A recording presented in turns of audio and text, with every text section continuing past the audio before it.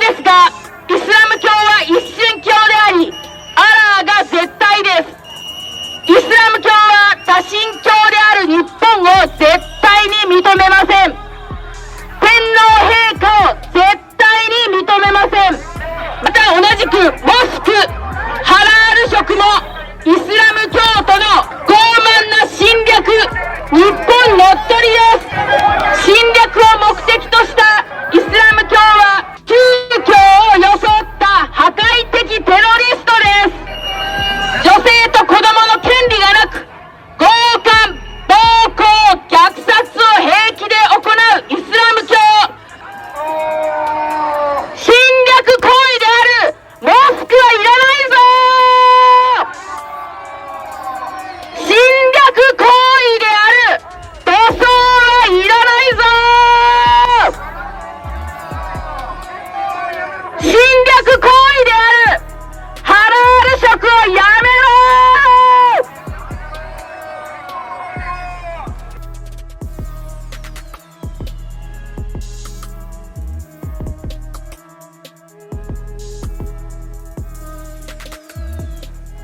Oke Sobat Waras, jumpa lagi ya dengan Pavel 88 Channel. Salam sejahtera untuk kita semua dan salam waras. Yesus Kristus dialah Tuhan dan Juru Selamat. Percayalah kepadanya supaya engkau tidak binasa karena segala dosa-dosamu. Hanya Yesus yang sanggup bebaskan Anda dari dosa, kutuk dan maut dan berikan kepada Anda hidup yang kekal. Dan ingat, di luar Yesus Anda pasti binasa. Ya, video yang saudara tonton, yang sudah kita putar tadi, bahkan yang saat ini sedang ada di layar kaca saudara, dimuat oleh Permadi Arya. Dia memberikan caption begini: dimanapun berada, enggak pernah bisa akur sama warlock. Warlock ini warga lokal ya. Akhirnya dianggap hama. Akibat tidak pernah bisa menghargai kearifan lokal. Eksklusif, tidak mau berbaur, malah maksa budaya lokal yang berubah demi mereka. Enggak usah ditanya agama apa. Ya, Anda bisa lihat sendiri pernyataan-pernyataan dalam video ini di mana warga Jepang menolak kehadiran Islam di Jepang. Karena mereka melihat ketika agama ini dibiarkan malah arogan.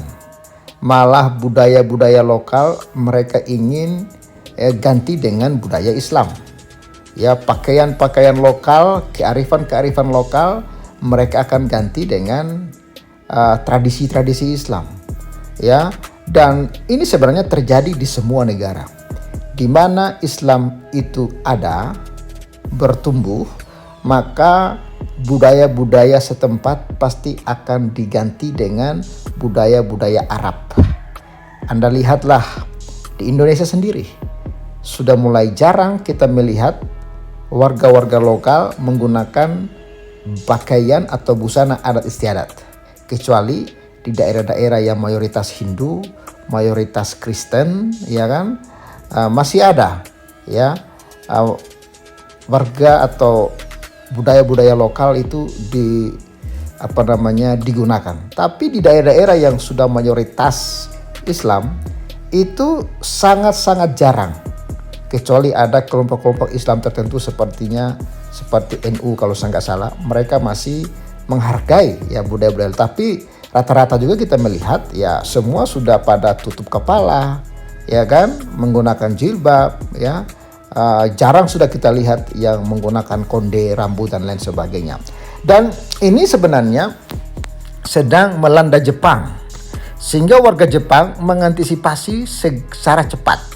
Mereka turun ke jalan dan meminta kepada kaisar, ya kawan-kawan, untuk melarang kehadiran agama ini.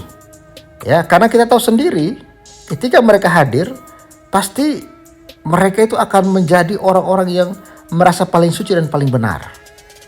Ya, misalnya mereka sembarangan ibadah di jalan, ibadah di bis, ibadah di rumah ibadah orang. Ya, kayak seperti di Indonesia lah. Ada yang tiba-tiba sholat di gereja, ada yang tiba-tiba sholatnya di Borobudur, sholat berjamaah di jalan. Tapi coba, kalau ada yang beragama non-Islam atau beragama Kristen beribadah di hotel, geruduk. Yang beribadah di rumah sendiri digeruduk, bahkan dianiaya. ya, dengan dalil ini bukan tempat ibadah, ini bukan rumah ibadah, dilarang ibadah di sini. Nah, giliran mereka yang ibadah di rumah ibadah orang, ya, giliran mereka yang ibadah di jalan-jalan. Jadi mereka tuh merasa super power. Makanya orang-orang Jepang ini menolak yang namanya halal, itu makanan halal, menolak yang namanya budaya-budaya Islam, ya. Mereka meminta kepada kaisar supaya semua itu ditolak dari Jepang. Karena apa? Islam budayanya bertentangan dengan budaya lokal. Karena kehadiran Islam di Jepang ternyata ingin mengganti budaya lokal itu dengan budaya Islam. Nah, dan inilah yang sedang ribut, ya, yang sedang ribut di Tokyo, di Jepang, kawan-kawan. Lalu saya menemukan sebuah foto seperti ini. Kira-kira apa maksudnya ini, kawan-kawan? Ini sebuah meme yang memang sudah beredar viral dan saya menemukan, dan kira-kira mungkin seperti inilah yang dimaksudkan oleh orang Jepang. Atau seperti apa menurut kawan-kawan? Anda bisa berikan komentar Anda di kolom komentar. Oke, dan Sobat Waras, Sobat Uspa 88 Channel, terima kasih. Untuk hari ini ada yang mengirimkan persembahan kasih di rekening BCA Rp690.000. Sangat berarti untuk mendukung pelayanan Pavel di pedesaan, dan puji Tuhan berkat dukungan kalian semua, ya, dalam segala keterbatasan pelayanan di desa, Pavel bisa survive. Dan puji Tuhan, Pavel juga dipercayakan untuk menyekolahkan ada 3 orang anak yang tinggal bersama-sama dengan Pavel dan keluarga. Dan kita sekolahkan 2 orang SMA, yang satu sudah kelas 3 sementara praktek, yang satu masih kelas 2, yang satunya lagi kelas 3 SMP yang akan naik ke kelas 3 SMA, kelas 1 SMA ke tahun depan. Dan semua bisa berjalan karena dukungan kalian semua.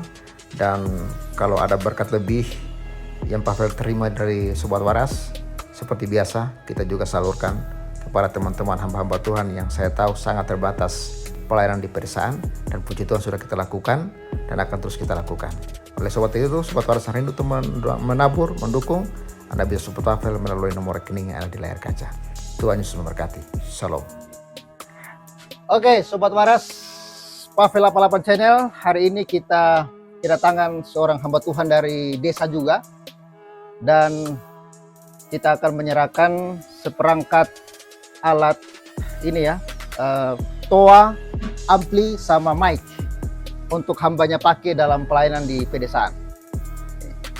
Iya, terima kasih. Ya. Ini perangkat toanya sama ampli. Ya, semoga bermanfaat dalam pelayanan Pak Pendeta. Iya, terima kasih Pak Pendeta. Semoga jadi berkat untuk keluarga dan Amin. yang memberi dia. Amin. Puji Tuhan. Oke. Oke, hati di jalan nih. Tuhan berkati ya. Terima kasih. Sip. Yuk. Bagi Sobat Waras yang rindu untuk menabur, mendukung pelayanan Pavel di pedesaan, Anda bisa support Pavel melalui nomor rekening yang ada di layar kaca. Terima kasih, Tuhan Yesus memberkati.